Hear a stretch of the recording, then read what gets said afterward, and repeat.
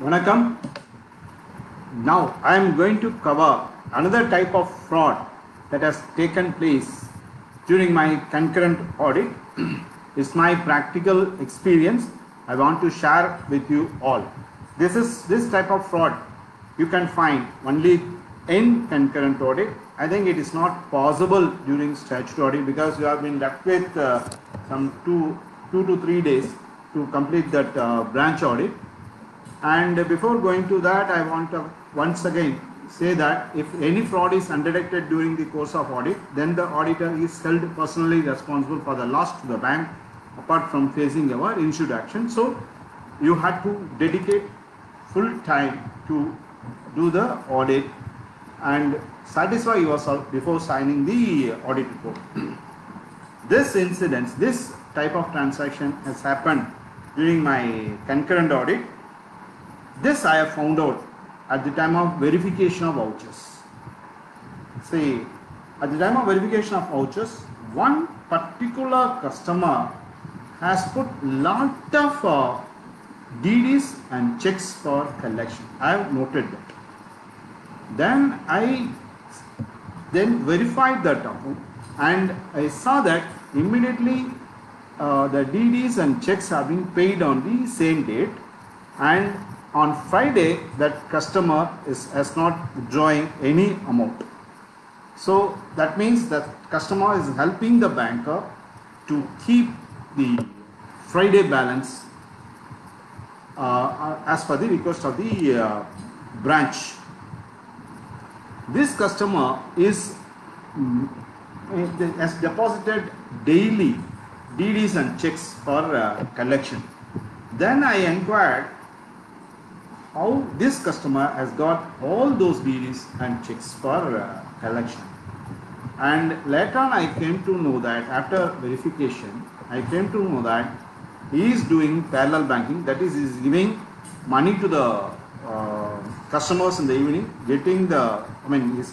he is issuing checks to the customers, then getting the money as well as commission. That means he is doing parallel banking.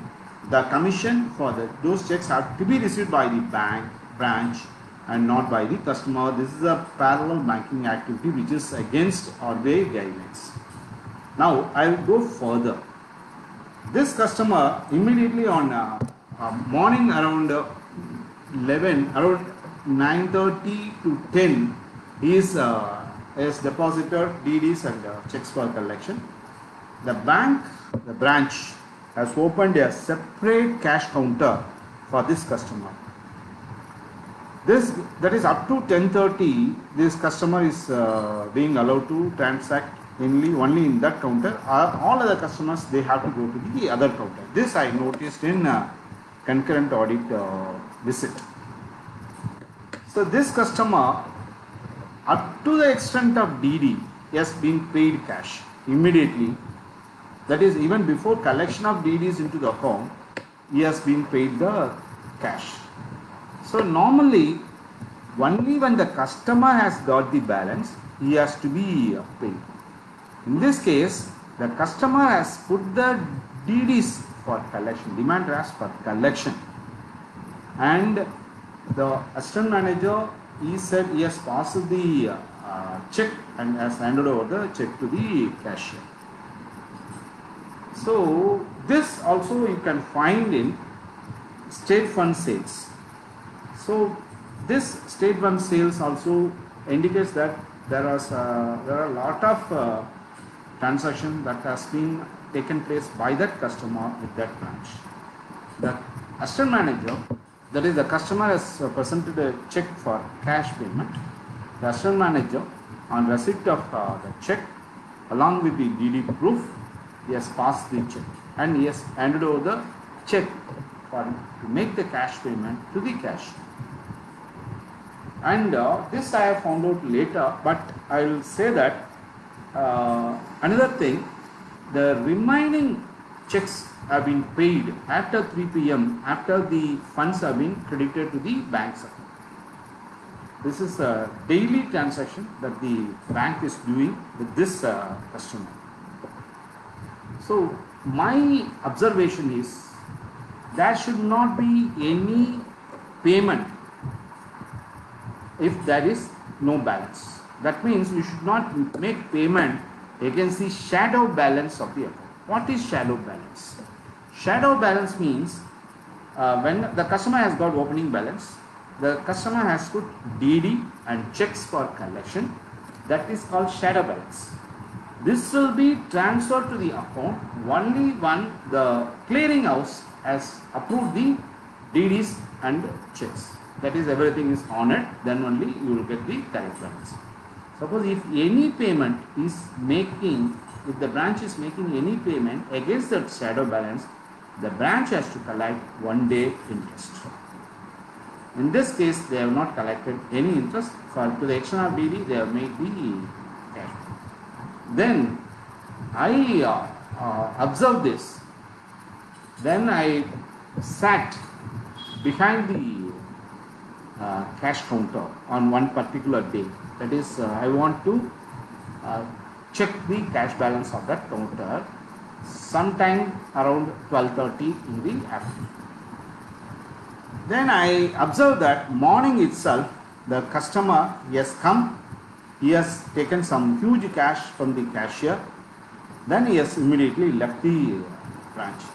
My intention is whether there is any leakage of interest in the shadow balance. That's the intention I want to do it. But after that, around 12:30, I went to the manager and say that, sir, I want to verify this particular cash counter, because the branch has got 4 cash counters. And on hearing this, the manager got shocked. No, sir, if you are doing it, then our business will be spoiled, because that cashier after 10:30 is also allowing other customers to do the transaction with that cash counter, making cash payment, receiving the cash, and everything is doing it in that cash counter. And manager said, sir, if we close this cash counter, then entire balance will be, entire transaction of the branch will be spoiled.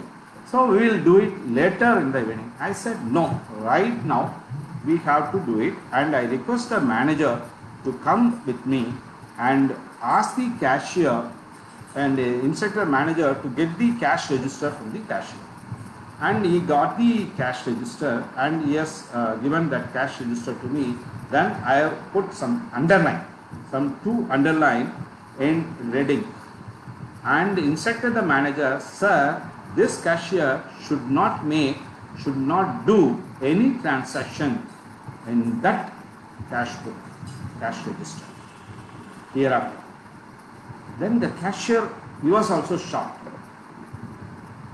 Then the manager said, sir, this is not the way of doing the cash. Either you have to do the cash verification in the opening or in the closing and not in the middle. Then what he did, he called the head office, that is general manager, inspection. It's a private sector. So he called the general manager inspection and he said, sir, this concurrent auditor wants to do the cash verification immediately for this cash counter. And he said, then he requested the GM inspection, sir, we will do it in the evening, sir, and not this, because this will spoil the entire branch transaction. This will delay the customer in all cash payments. Then what I did, sir, okay, you do any sort of thing with anyone, but I want to verify the cash right now. Then general manager, he called me over phone and he said that, no, Ravindran, you have to do it in the evening, not in the middle. I said, sir, I want to verify. You need not give me any permission for that, because in the appointment letter, it is clearly stated that the concurrent auditor can do the cash verification at any time, in any mode, as per his decision, in the interest of the bank. So I want to do the cash verification in the interest of the bank. So kindly permit me, don't interfere in the appointment procedures. Then he said, no, this all the staff, they feel very delicate to do this.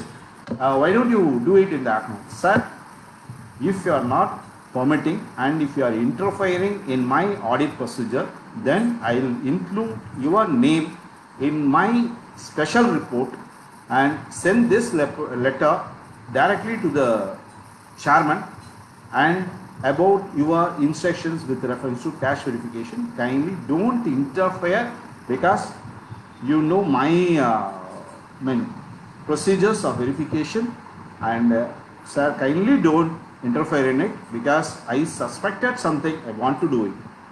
Then he has no other go. Then he has instructed the branch manager to do all sort of helps in this regard. Then the branch manager has no other go. Then he took me to the cash counter. Then he asked the cashier to check the balance. I said no, the cashier should not check the cash balance. Either you check it or any of your other staff, they have to check it, and they check it, because I don't want to enter into the cash cabin, because I want to do the cash verification in my presence, but I don't want to touch the cash. So I requested the manager to depute any staff of his wish to do the cash verification. And further I said, sir, kindly ask that man to give the actual cash position. I will not show this cash register to this person. Then that fellow, that officer, he has verified the cash. Then he has stated that this is the cash balance. Then I have shown the cash register to him. As per the cashier, this is the closing balance. As per your verification, this is the stock of cash. And he said, sir, I have found out the difference of 42 lakhs cash shortage in that transaction. Then he has given a certificate saying that as at the time of, he has put the time, date, everything. As per the instruction, I did the cash verification. He has given a specific certificate to me and marking a copy to the branch manager saying that this is the cash balance as per the cash register. This is the actual cash that I have verified, I have found it during my cash verification he has given. And he has said that there was shortage of 42 lakhs between the original cash transaction as stated in the cash register and the cash stock. Then I got this certificate. Then I request the manager to close the cash vault, cash counter, and because all cash should be still, it is in the custody of that cashier. Then I asked the branch manager, sir, kindly ask your cashier to come to your cabin, because we don't want to discuss in the public. Suppose this will put lot of trouble for your bank and branch. Then he invited the cashier. Then he came inside. Then I asked him, sir, what has happened? You kindly give it in writing. There was a shortage of 42 lakhs. Actually, my intention is whether the cashier has done anything against shadow balance. So to calculate one day interest, I did this exercise. But that may be for 5 lakhs or 10 lakhs. But there was a cash shortage of 42 lakhs. Then this cashier has said that, sir, I have acted this particular transaction as per the instruction given by the assistant manager of that branch. He used to pass the check, and he has handed over the check to me, and he has instructed me to make the payment against the check, because the assistant manager has already approved that pay each amount. He has made the payment without making any entry in the cash scroll, cash register, in order to avoid one day interest. I said okay. So without making any entry in the cash register, if the cashier is making the payment, then that is a fraud. Then okay, I asked the assistant manager. I also asked the assistant manager to come to the branch manager cabin, and he said, sir, as per your direction only I did this. I have given this instruction to the cashier. So both, all manager, cashier manager as well as cashier, all have colluded in doing this type of transaction. Then I asked a letter from the assistant manager, what has happened? Sir, otherwise it will be a problem for you. Then I also requested the cashier to explain everything in a letter. Cashier has clearly put, I have acted as per the instruction of the assistant manager. He has directed like this. Then okay.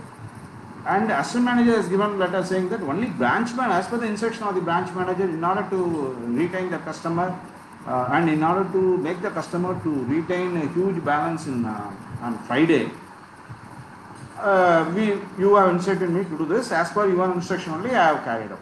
So as per your oral instruction, I have got all letters. Then branch manager was also shocked because both the assistant manager and the cashier, they have pointed out against the branch manager. Now I have instructed other assistant manager to count because some checks have been inside without making entry. I asked the officer who has verified the cash to count what are the checks are available. Then he has verified, he has counted that only 40 lakhs value of checks are available. The deficit is 42 lakhs. So if 40 lakhs is tallied, then it is okay. But the deficit is 42 lakhs. So what happened to the 2 lakhs? Then I asked the cashier in front of manager and assistant manager. He said, sir, I have given this 2 lakhs to one customer who has still to give the check to me. So that means those checks have not been passed by the assistant manager, any officer, but the cashier has voluntarily given 2 lakhs to that customer. So sometimes we can presume that for one day interest, the cashier would have given that amount. Anything we can take it, but there was no check to support that 2 lakhs. So 40 lakhs value of checks are available, then 2 lakhs worth of checks are not available. Then I've got everything in writing and asked the other assistant manager and manager as well as other staff who is because in every bank there will be union.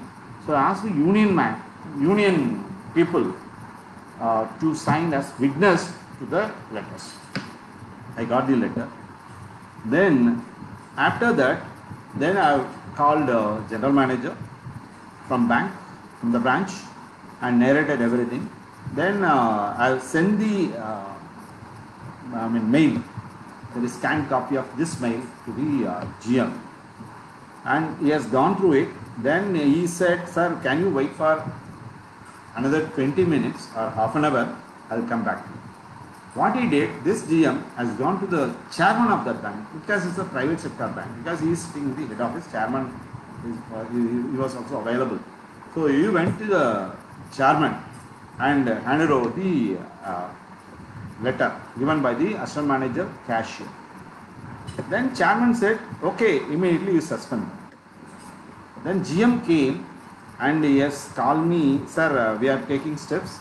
And chairman said, we have to suspend the assistant manager and cashier. Sir, that is your lookout. I found that it's a fraud to the tune of 42 lakhs. So this is a report I am going to say, and even I am going to narrate that. I have sent the mail to you, and you are well versed. You are very known to the facts. Everything, even I am going to commit your name in the report. He said, okay. But I have never reported that he has stopped me in preventing the verification because he has given the permission after due conversation. Then he has sent a mail to the branch manager to suspend the assistant manager as well as the cashier immediately. Yes, there is no other go. Manager has issued a suspension letter, both assistant manager and cashier. Then I said, okay, Mr. Ravindran, you proceed with your report and give your findings. In the night itself, I have drafted my report and sent the report to the general. This is a special report I have submitted to the general manager inspection as per the instruction given in the appointment letter. Next day I went to the branch. Then I saw some other officer is sitting in the manager cabin. Then I went inside and said, sir, where is the manager? And he said, sir, the manager was suspended in the morning by 10 o'clock, and head office of that bank has asked to go there. I went there and saw some other bank, some other person as manager. Then the head office has already taken steps. So my role is I have to report a fraud. So voucher verification is very, very important. And you need not stop blindly. You should not blindly tick the vouchers. You have to see what are the nature of transactions that are related to the vouchers. If a particular customer is having huge transaction, then as a concurrent auditor, you have to be very, very careful whether he is doing it, and particularly if anyone is doing huge transaction in SB account, you have to be very, very careful why he is doing in this. So here, what are the facts I want to summarize? One is that customer did parallel banking. The cashier has acted as per the instruction of the assistant manager.